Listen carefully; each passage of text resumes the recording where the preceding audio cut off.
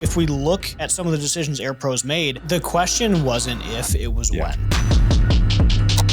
AirPro Solutions has filed for bankruptcy. And then the way they spent money was absolutely wild. What happens when you give an average 32-year-old $200 million?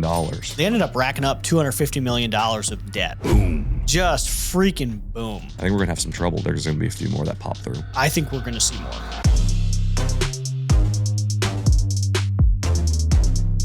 So the latest thing that we've been working on is maximizing our LSAs, which is local service ads, and also optimizing our Google My Business profiles. So what that means is we're making sure that all of our LSAs are on when we need them and they're maximized to give us the best ROI. And then for GMBs, it's been partnering with service scalers to drive way more traffic through our GMBs. GMBs are almost like the new SEO. The more you put onto them, the better the performance. So our GMBs have been consistently getting better week after week after week. And it is currently our single most impactful organic lead channel. So we'll sell hundreds of thousands of dollars a week through our GMBs. And I think last week we got 900 phone calls. So really impactful, awesome investment. And we've been able to partner with service scalers on both of those things. If you want to hear a little bit more about service scalers, check out servicescalers.com. Welcome back.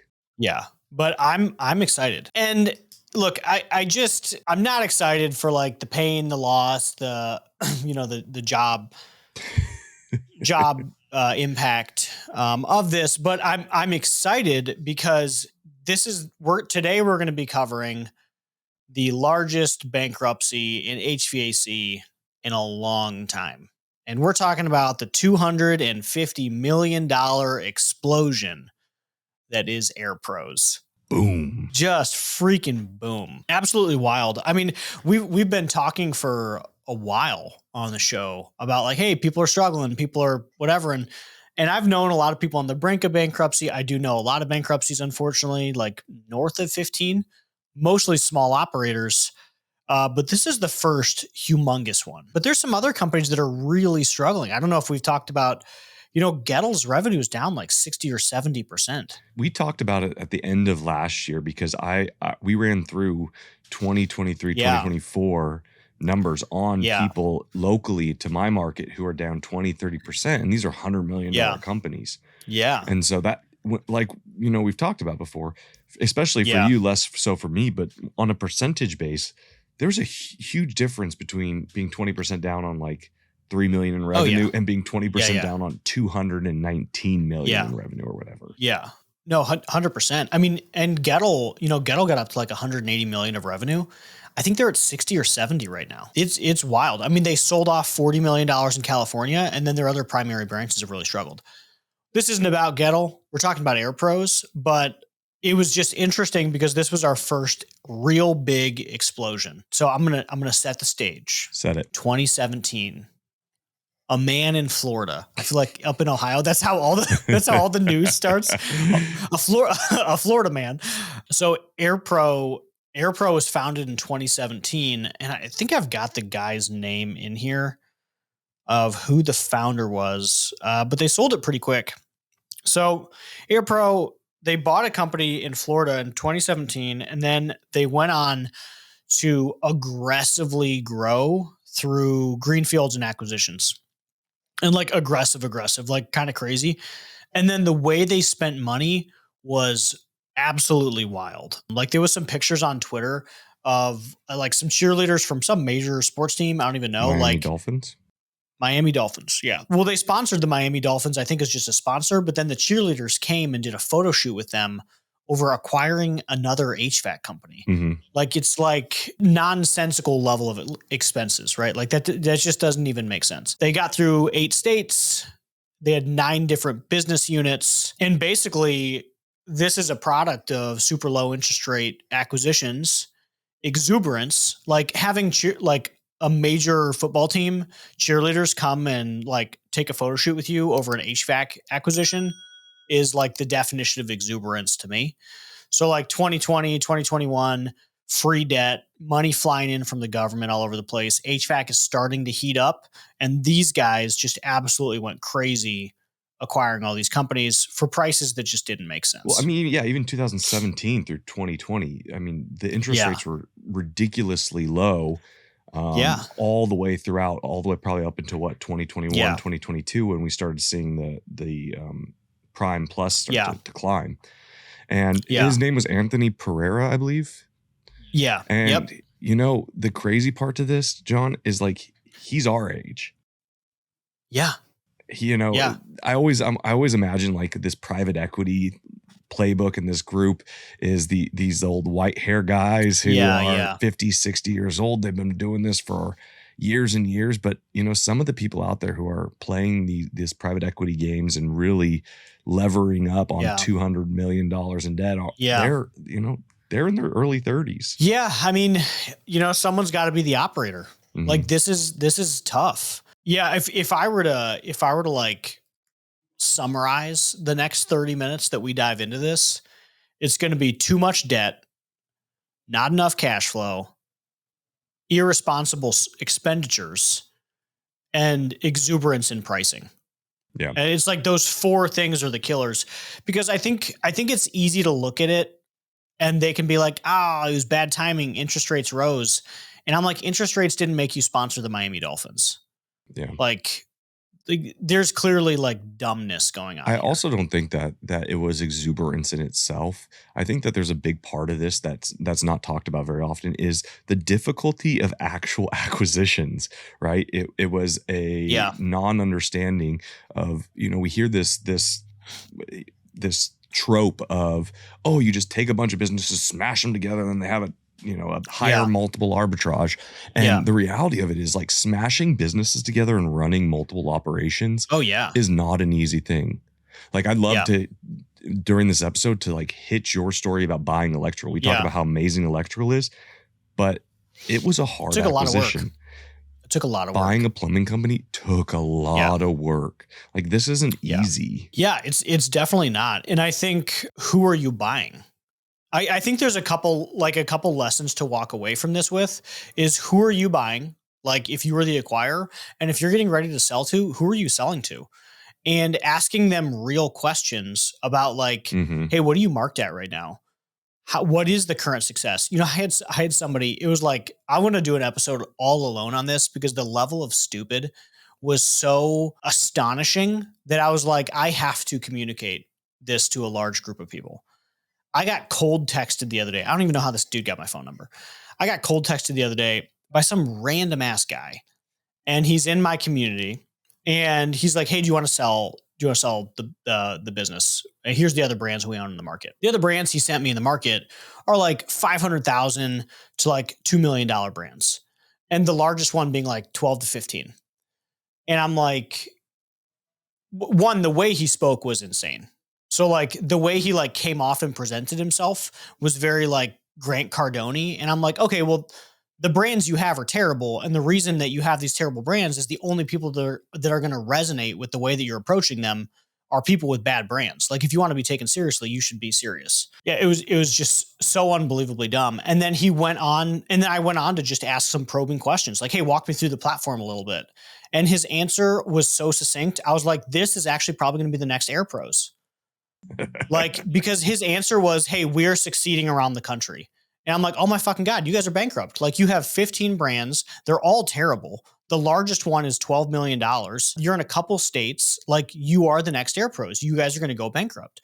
So just because somebody reaches out to you and says they've got a couple bucks, which this guy, and I quote, I will back up the Brinks truck for you, which was such an idiotic way to approach somebody. I was like, this is going down. I'm fascinated to watch this go down. I will buy the parts.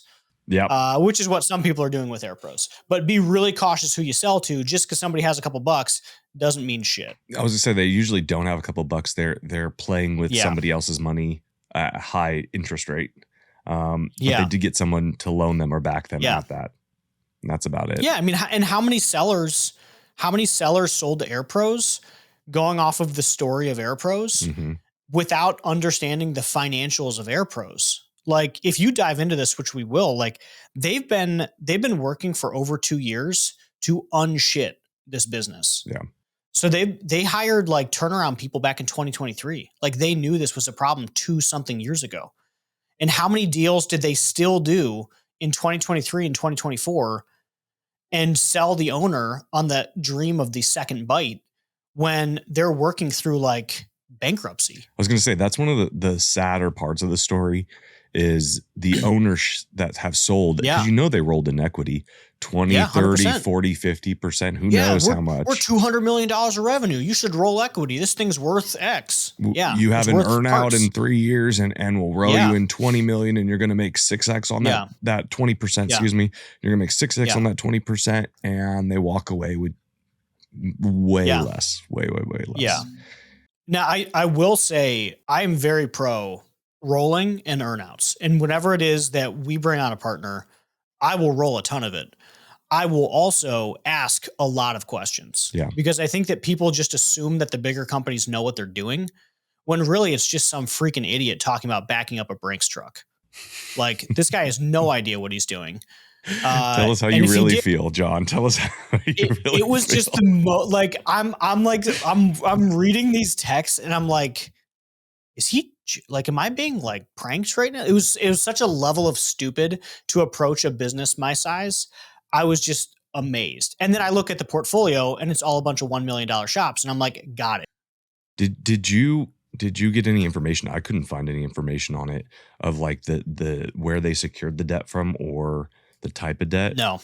Yeah. No. Couldn't either. Yeah. I mean, I think some of it private. Yeah. I would probably investment banking, things like that. Yeah. But that's my curiosity because I wouldn't be surprised if they picked up some kind of, I don't, to be honest with you, I don't know what debt looks like at 200, 300 million. I would imagine it's different than debt at 1 to 5 million, just like banking 1 to 5. Yeah.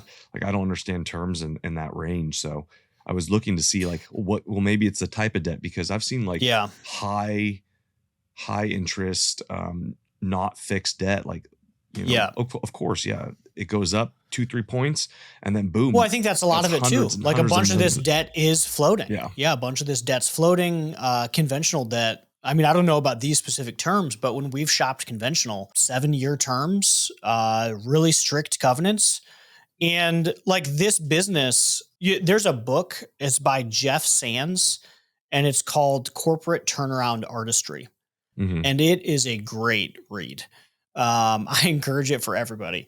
I've read it when the business was going through some really challenging moments because I've wanted to understand fully what does bankruptcy really look like. We've never gotten close enough to like really experience any of it, but it walks you through it. And in this case, the bank starts calling the shots at a certain point. Like a founder doesn't get to run this thing into the ground. Well, the bank starts calling the shots. So in 2023, the bank started saying like, hey, we're bringing in our people. We've given you hundreds of millions of dollars. We're going to start mandating our own team to be inside this business to help fix it. And like, you're going to be kicked out. Which is why he left in 2024, right? He left before the bankruptcy. He left a year before. Yeah. It's been bad for a while prior. And, 2 years. Yeah. Yeah, what I'm fascinated by is how many others of these are we going to see? Mm-hmm. Like this is 2 years. I haven't honestly heard about Air Pros being a challenge. I have heard about Gettle being a challenge. I've heard about Next Gen being a challenge. I've heard about a lot of, Heartland went through a really challenging point. I think they're doing better now. But I'm fascinated to see how many other breakups we see like this. And this is just following Sela selling for like record dollars. Heartland is going to try to trade in the next year. All the big ones are going to try to trade. And now they're plagued by this massive bankruptcy. We're about 8 months into using Avoca. And Avoca's been an awesome partner for us in our call center. So what Avoca does for us is they do 2 different things. One, they have their Coach product, and Coach has been helping us do what it says. Coach our CSRs every single day. It listens to every call and uses AI technology to basically pick apart that call and tell us where we can improve. And for the last 8 months, we've been consistently improving our scores, which has been awesome. The other product they have is just conventional booking. And it's an AI tool that books over the phone. A customer calls in and it either handles overflow, as in our phones are full, or it does nights and weekends for us. And a customer will call in and actually deal with an AI agent all the way through booking. And the savings inside call center has allowed us to ramp up our marketing to continue to grow even more. Thank you, Avoca, and thank you, Tyson, for your partnership. So, I mean, you have to realize, right, that all of these private equity companies are on a 3 to 5 to maybe 7-year timeline before they have to trade to return to their investors, right? And so most of these businesses started with this boom at the late 20-teens and into the early 2020s. And so if they started up in 2019, 2020, 2021, they're at that point where they have to return to their investors. And I'm talking about hundreds of millions of dollars that they have to return to their investors. Their investors are not going to sit on it for another 2, 3, 4 years while they get their books right. And that corresponded perfectly at this time in 2023, 2024, where we saw a downturn in the HVAC market that, I mean, we expected, but a lot of institutional investors weren't expecting. They were expecting, hey, huge amounts of growth for the next, up until 2030. Forever. Yeah, forever. And so those two things compiling, I think, put a lot of private equity and a lot of investment groups in a very bad position rolling into 2023, 2024. And I think these next year to 2 year segments is going to be the key. If we have boom years again, like we did 2022, I don't think we'll see too many more of them. They'll just trade. But if we don't, and it stays kind of status quo to the 2023, 2024 numbers, I think we're going to have some trouble. There's going to be a few more that pop through. I think so. I mean, I think all of the South is still struggling.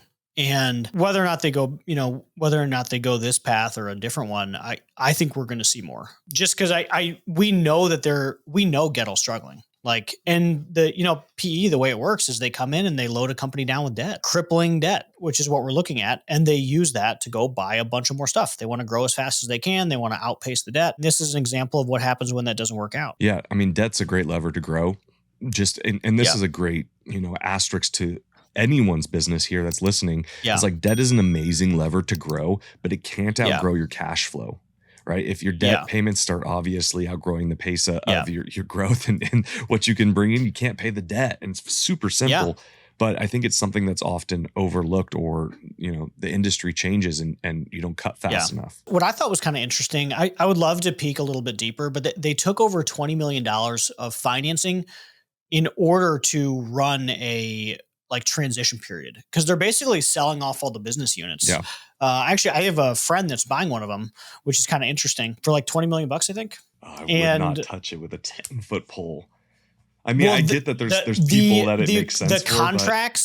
The contracts are fascinating reads. Hey, if we lose X percentage of staff during the transition, I get 40% off. The pegs are wild. So they're pretty protected, but I agree. That was my stance too. I don't have, maybe John 2 years ago, or maybe John 2 years from now, but John today has zero appetite for anything that looks like that. I mean, the deal would have to be so good because the court of public and opinion these deals weren't that would good. Destroy you. I feel like it would. Yeah, you'd very, have to. Very bad. You'd have to rebrand it. Not only from a customer point of view, because the one big thing that large companies have, or one of their big advantages, is my warranties and my guarantees. Everything is secure, and now you have this negative PR that's coming out. But not only that, technicians, which run the business, you have to. So they're basically selling off the parts. I think it's 11 different transactions. It's inside the bankruptcy filing. Alec from Home Pros did an awesome breakdown of this. But they're selling off the parts into all these different business units, and they're selling them off to the stalking horse bidders. Again, I really encourage the Corporate Turnaround Artistry book. It's a lot of fun because it actually walks you through this whole process and what leads up to it and what happens after. And usually it's bank driven and then court driven. And there's a certain point where you just lose control of the company. They just take it from you. And that's a part of taking on that much money in debt. The bank has a lot of rights. If you miss it, rightfully so. If you run a $200 million debt into the ground, they probably should take it over. Oh. And I think I'm back to exuberance. I'm sure everything looks good in the moment, but paying 12 to 15 times for deals that aren't that good, and sponsoring NFL, all of this stuff is just dumb.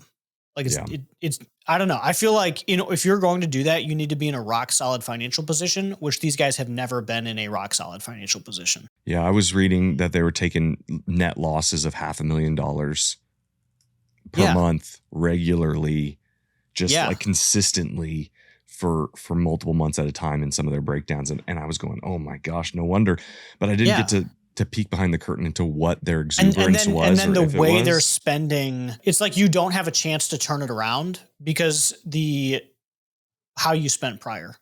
Like it's really hard. Like once you pay a price for an acquisition, like that is the price that you paid. I think that one of the really important things to even like barring the exuberance and all that kind of stuff that I think is a really important thing and to your point is the difficulty that comes associated with these large acquisitions and smashing them together and lining them out. It's hard work. It is very hard work because if you think about it, right, the reason that a lot of owners are selling is because they don't want to do this anymore.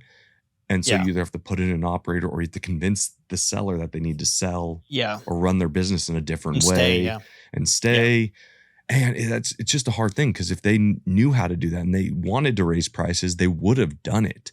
Or they would have sold a different way that private equity wants them to sell. Like they would have implemented a lot of these things because it's usually not a capital issue. It's a leadership issue.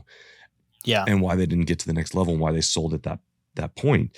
And so to be able to convince the leadership team, like I've been pretty vocal on this podcast about I love talking to private equity. I love the private equity model when it's done right too. That being said, like they talk about sometimes the issues that come along with buying ownership. Yeah. And I've ran into buying ownership issues and you've ran into buying ownership issues. 100%. Yeah. Almost every time that an owner stays on, it is a nightmare. Almost every single time because they've run their business for 10 years. They don't want to raise prices. You come in, you're like, hey, you're 20%. Then they raise their prices. They don't believe you. Yep. You try to, they're in charge of convincing their team now to go and sell at 20% more. Yep. The team doesn't believe in it and it doesn't work. So I'm off my pedestal now, but like, no, I mean, I agree. I think it takes a special owner. I think honestly, Tommy's a great example of it where that I think ended up being a really big win for him. And I think it ended up being a win for both of the firms that he's dealt with. But I think otherwise it can be a really big challenge. It's a motivation thing. Like, why are they selling? And now I'm flipping like the other coin. Why is the owner selling? Are they selling because they're done? Or are they selling because they've taken on too much debt and they're ready to get out? Well, I think this is choosing a partner. Like for us, what we've talked about, the idea of like selling to an apex for me, for other people, I'm sure this isn't the case. Obviously they've done like hundreds of deals at this point, but the idea of selling to an apex would be really disappointing. Yeah. Because like, I don't want to be a branch manager. Like that's not why I do this. I wouldn't last a couple weeks.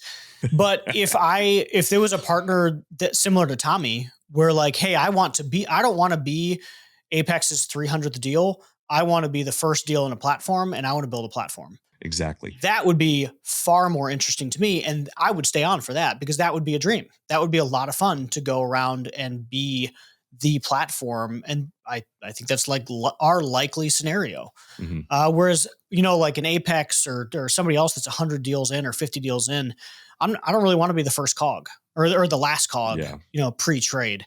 I'd rather be the first. Yeah. Cause I think your and my motivation would be very similar in the sense that like, if I'm bringing on a partner, so that we can grow to 100 million or 20 million or 50 million. Like it has to be somebody who's going to objectively help me get there and not just like dumb money in there, but someone who's going to say, hey, Jack, we are going to get to 100 million in like 5 years.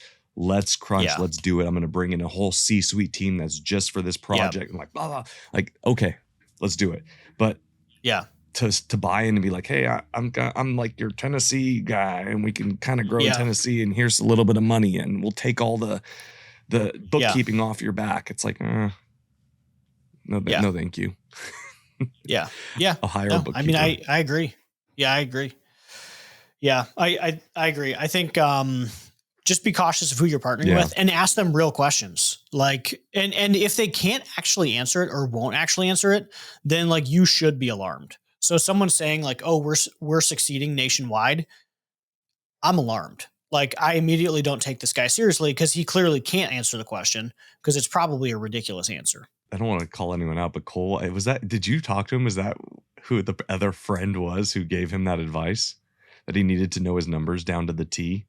Yeah. Yeah. And so, but that's the perfect point is like, yeah, we're succeeding nationwide is not an actual answer versus we're winning in this market, and this market at this percent ownership of this and that, you know, like, and what do you mark towards? Yeah. What do you mark to? Like, what are you saying your current value is? What's your current EBITDA? And like I asked, and then his immediate response was, what's yours? And I'm like, why the fuck would I tell you that? Like, you don't even seem to know yours. If I told you mine, I don't even know what it would make sense to you. You called me. You texted me. I'm like, bro, like you're trying to be taken seriously and I'm not taking you seriously. Like you are coming off like a joke. Yeah. I mean, ultimately my take highlights the bad. We all know it's hard out there. I think this is the first very real example of like, hey, this is really hard. Like growing through acquisitions is really hard. Integrating is really hard. Running multi-location is really hard. John, I mean, are you open to talking about your integration with electrical? Because I know like that's actually a really good example. Like my plumbing one was meh, but like your electrical example, like I think is the key here to the integration issue. Yeah. I mean, I think like if you're bringing on the electrical company we brought was great before we bought it. They were doing their thing. They were cash flowing. It's a construction based business.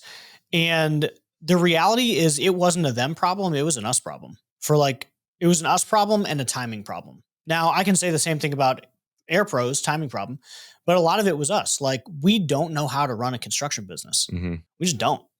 And like, guys, I've been in this industry for 16 years and I've probably done it longer than most of you. And I don't know how to do it. And I continue to have to learn that lesson. We learned it for the final time, thankfully, but it's hard. So I'd be fascinated to know how many of these deals were construction businesses. A lot of people, I know so many people who buy these construction businesses being like, I'm going to pivot it to service. And like, I've been in this industry my whole life and I've done that 3 times and each one is harder than the last. Like I likely know more than you. I have done it. I would not recommend it. It is really hard. So yeah, so that business was good before us. If you can run a great construction business, like pop off, right? Like Kelly was just on and Matt Ballard was just on and they're running incredible construction businesses, amazing construction businesses, far better than I. So if your core strength is construction, like amazing, like that's not mine. I'm really good. One of my weaknesses I've gotten a lot better at in the last year, but one of my weaknesses is I really struggle with like running a penny pinch business. Again, I've gotten a lot better at it. Like we talked about financials last time, like Q1 was a really big win for us, but construction's a penny pinch. Like I'm going to do this job at X price and the entire rest of my life is project managing down to the penny to maximize that project at that price. Yeah. I'm not very good at that. I am very good at increasing the overall pie. Yeah. I can drive more market share. I can increase sales. I can bring on more people.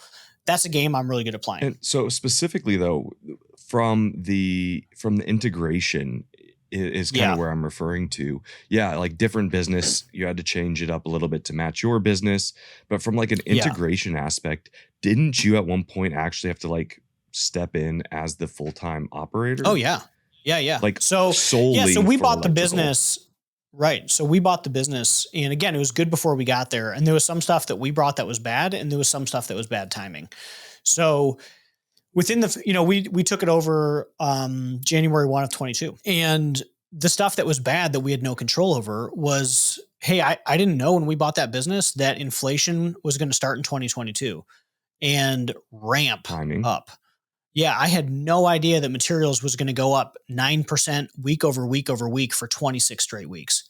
No clue. So all these projects that we sold 7 months ago, we are now hemorrhaging cash on in early 2022. Gas prices tripled. Interest rates tripled. Yep. So those 3 things, suddenly the economics of this company that was already lean on margin because it was construction were gone, like immediately gone. Yeah. So what that forced us to do was pivot harder and faster than we would have liked into converting the business to service. We tried to co-run both for about a year and a half, but at the end of the day, all of their customers, which were contractors, went bankrupt. So like our customers were laying off people left and right. And even the ones that weren't were so undersold because material was 70% higher than it was when we bid the job. Plus you're 90 days out. And so, right. Plus you're 90 days out if you get paid. Yeah. And then so with that though, right, at one point I remember you guys had an operator, you didn't have an operator, and then you got a manager, then you had to step in. And so like that's where So we hired the business. Yeah, we hired a very competent manager, what we thought was competent manager, day one. We actually hired him 45 days before. We carried the salary and we were going to bring him in to run this branch. The circumstances I just described are challenging. Like that's hard stuff. Yep. And what a manager can do a good job when they're given a good scenario, but it's sort of hard for me to be like, he wasn't the right guy. He probably wasn't the right guy, but the challenges were also extreme. Yeah. That was like a once in a career COVID, and the backlash of COVID, that is a once in a career thing. And he just was not able to handle it. So yeah, I personally took over the business for a year and integrated it. I drove it to profit in about 4 months in as all of the ugliest ways you can think. But the only non-option I've ever had is failing. Mm-hmm. So, yeah, I'm with you there, but like, that's the key. And that's like that. I'm trying to draw the parallel here. Like, I don't want to get too far off of Air Pros and into this scenario, but like they couldn't do that because they're so big and so too many focused on branches and growth. Yeah. And like, you can't just throw like you said, the guy's competent. He was a smart individual. He's a good manager. It wasn't a bad hire. Yeah. It was just like not good for that time and that place and that situation. And so that's what Air Pros went through in the last 2 years, right? 2022, 2023, 2024. Like, oh, this is kind of going in the wrong direction. We tried integrating. We don't have the right people. It's really hard to find the right person to make it. And we can't lean back on the owner who can't fail because his whole life is this. Like in a real situation, right? You put an operator in there, it doesn't work. They just quit and they go work somewhere else at a good company. And so like, I mean, look, PG debt with the pressure of a third generation company, that's a hell of a drug. You'd be amazed what you can do when you know your entire family's looking at you. Right. You also have brothers too, right? So like it's literally like everyone. Good times. I mean, look, I'm running my grandfather's company. Yeah. So like that doesn't weigh on me often, but anymore. When I do something dumb, it does. Yeah, right. Anymore. It used to weigh on me a lot more, but I feel like I've made enough of my stamp on the business that I'm allowed to claim it as my own. But at the end of the day, it's a third generation business. So a lot of eyeballs. Yeah. But I think it is hard to replicate that founder energy, the guy with the PG, the one who's going to do whatever it takes, because I'm always going to do whatever it takes. Bingo. Because the only non-option is failing. Yeah. So I think, and the past couple of years have definitely tested me on like how far I was willing to go. And I found out pretty far.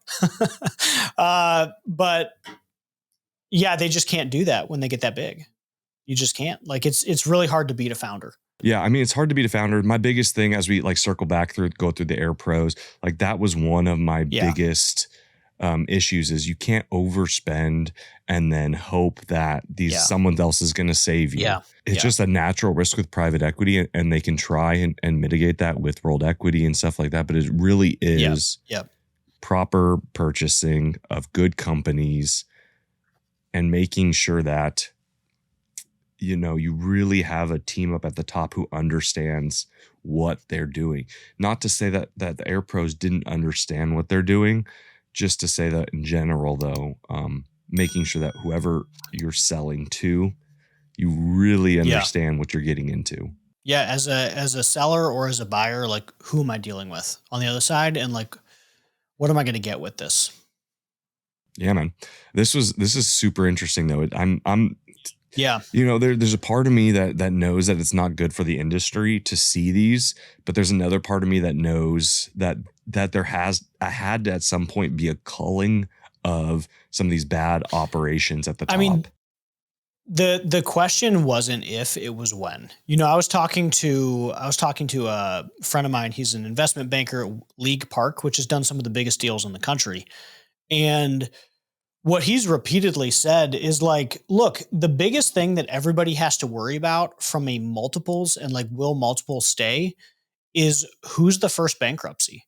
Like, that's it. That's going to temper the appetite of like buyers, what people are willing to pay. Mm-hmm. Now, this is kind of interesting. It's going to be fascinating to see in like 6 months what the impact is, because look, before this, Sela set the tone. They had a 20 times multiple. So like, we have both sides of the coin here. We're like, hey, we have now set a precedent that a 20 times at 100 EBITDA is an achievable transaction level. And you also have, hey, here's what happens with exuberance. So I kind of feel like it honestly balances out. And if we look at some of the decisions AirPro's made, it seems like one-off exuberant, bad pricing, bad buying, bad decision-making, timed with bad timing. So I don't know that it'll make that big of an impact versus, hey, Sela just exited and that was a win. Yeah.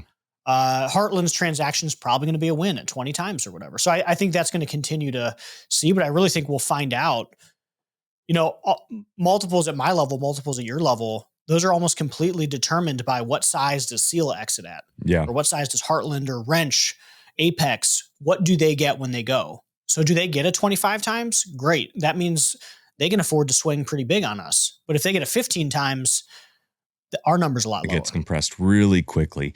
No, I mean, that's a really good point. And so we'll see whether it's more of a operation. It was an operational BIF, or if it is a systematic, hey, this is an industry downturn BIF. So, I mean, in the grand scheme of things, though, I mean, we're going into a huge transitionary period in HVAC specifically and in home services specifically, with AI, with the changes in regulation. So, I mean, in my outlook, which is, I mean, I'm not a team of thousands of economic advisors and experts, but like boots on the ground looking at it, I think that there is a really large potential to keep this train rolling in the right direction for those large companies. Yeah. Well, this was a good conversation. Fascinating to unpack. I think we should unpack the Sela transaction. I think it'd be fun to see the other side of like, hey, what does a multi-billion-dollar deal look like? Was that public enough to be able to see though? We need to let's find out. Right? Let's find out. Let's get some deets. Well, thanks everybody for checking it out. Make sure you check out our YouTube channel. Give us a 5-star review wherever it is that you listen to podcasts. And we're just launching Owned and Operated Pro, which has been pretty cool. I think we have 25 or 30 members in there. It's a peer group for home service companies. So that's been really cool. Like launch week is this week. So by the time this episode airs, we'll be a week or two in. But that's been a lot of fun so far. Sweet. Thanks, guys.